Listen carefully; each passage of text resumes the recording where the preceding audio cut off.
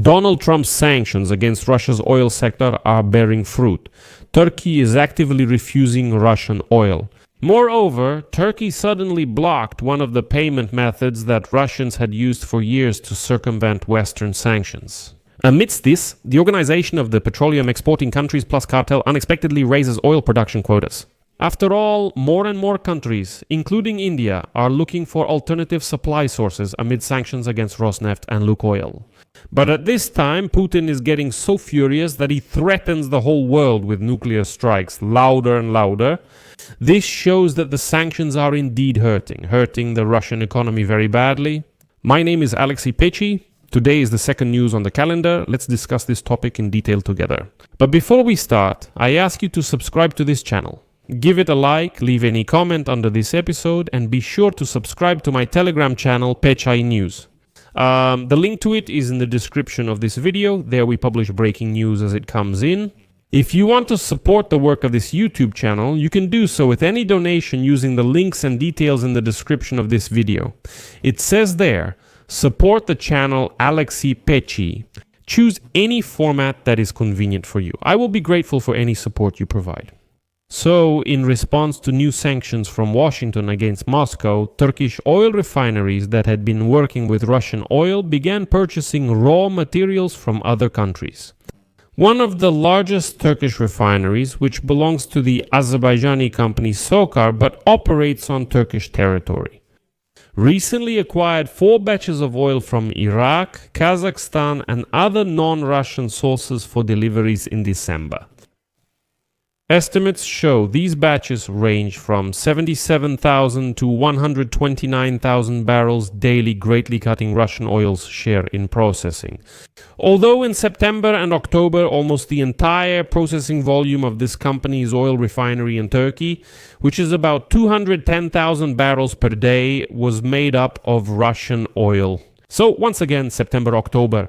This refinery was processing almost 210,000 barrels per day, and that was almost 100% Russian oil. Now they are buying 129,000 from Iraq, Kazakhstan, and so on. So how much Russian oil is left there? Well, 80. Another major Turkish refiner, Tüpraş, is also increasing its purchases of oil from sources other than Russia, including grades from where? From Iraq, similar to Russian Urals. Now that's really interesting. It turned out that when switching to Iraqi oil, nothing at all needs to be changed technologically. It turned out that Iraqi oil and Russian Urals are very similar in composition, so only minor adjustments are needed and the refinery can run entirely on Iraqi oil. According to Reuters sources, at one of its plants, the company will soon completely stop processing Russian oil specifically in order to maintain fuel exports to Europe. In addition, Tüpraş has already diversified its supplies by purchasing oil from Brazil for the first time.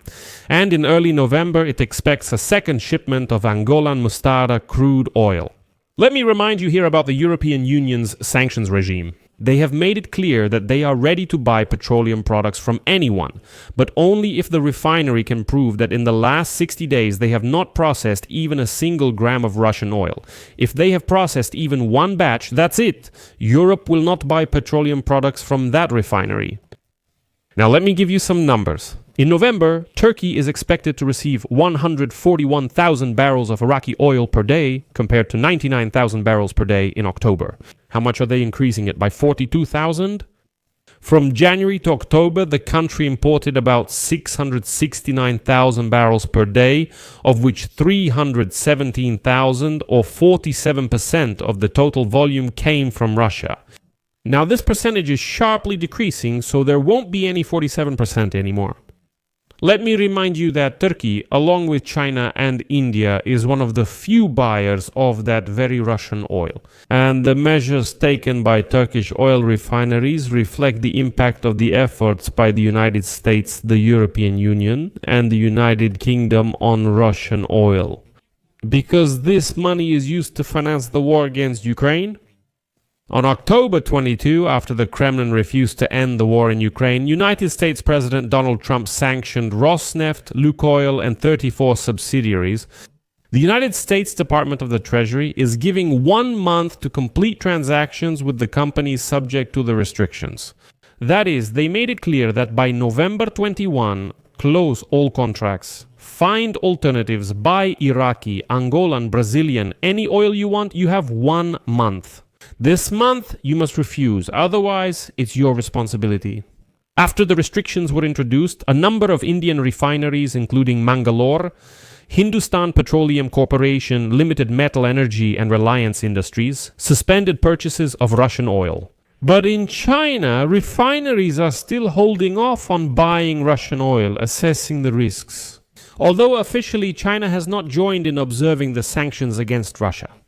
And against this backdrop, Organization of the Petroleum Exporting Countries, plus the world's largest group of oil-producing countries, still plans to raise the oil production targets for 8 countries. Saudi Arabia, Russia, the Emirates, Iraq, Kuwait, Oman, Kazakhstan, and Algeria intend to agree on Sunday to increase quotas for December by another 137,000 barrels per day. The Emirates wait Sunday. All this is despite the fact that last week oil prices fell to a 5-month low, reaching about $60 per barrel amid concerns about a growing oversupply. But the Organization of the Petroleum Exporting Countries Plus will still increase the quota. So the question arises, what's the logic behind this? Amid the supposed oversupply, the price is falling, and yet they say, let's produce even more. It seems kind of illogical. But the logic is that they're rejecting Russian oil, and new oil is supposed to enter the market instead. That's the market balance for you. Everyone understands perfectly well that yes, production needs to increase, because buyers are looking for where else they can buy oil besides Russian oil. And Iraq, for example, which Turkey has started actively buying oil from, is happily increasing its production, because Turkey, India, all of them are actively starting to buy oil from Iraq instead of Russia. But let's get back to Turkey. It seems that Recep Tayyip Erdogan has decided to at least partially support the sanctions pressure. The fact is that the Central Bank of Turkey has revoked the license of the PAPARA payment system, which was issued back in 2016. The reason was a violation of legislation in the field of electronic payments. What exactly was the violation? It's actually very simple. The thing is, this PAPARA system became popular among Russians after Russian bank cards were blocked abroad because of Russia's war against Ukraine. In other words, Russians couldn't pay with their Russian cards anywhere abroad. They all started opening accounts and getting plastic debit cards from this PAPARA system. The system let Russians open accounts remotely with their international passport and make transactions after verification.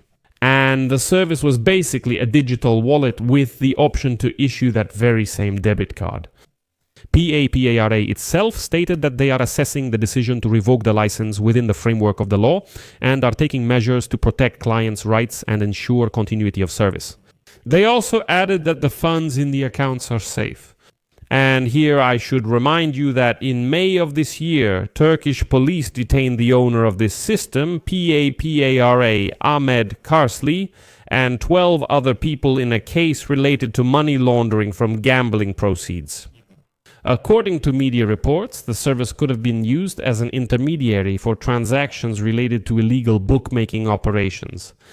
During the investigation, authorities seized 8 companies, 1 yacht, 5 boats, 3 bank vaults, 74 cars, 7 apartments, and a villa worth about 5 billion Turkish lira.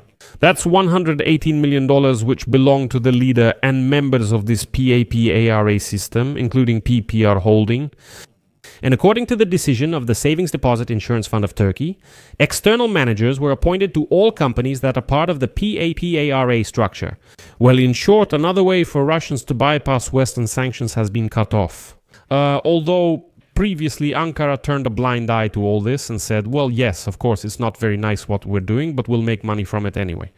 But now apparently Western sanctions have started to work very actively. And as you can see, more and more countries are afraid, to put themselves in danger because of working with Russians.